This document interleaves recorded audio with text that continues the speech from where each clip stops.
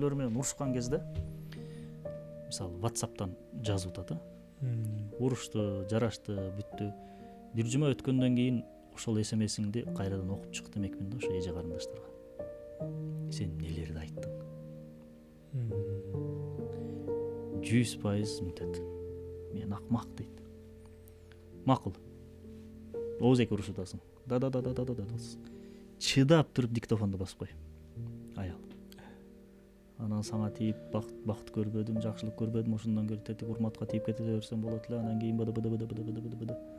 Анан кийин сен эркек эмессиң, сен колуңан иштек келбейт, сен тияксың, сен бияксың. Мен жинди шусага тийип чыдап жүрөм, үйдө жүдөп атам. Күйөөсүн берген жооптору ошону бир жумадан кийин уку. Бул дагы бир лайфхак экен да. Угуп алып туруп анан кийин өзүң жаактан жыга чаппасаң, анда сенде проблема бар.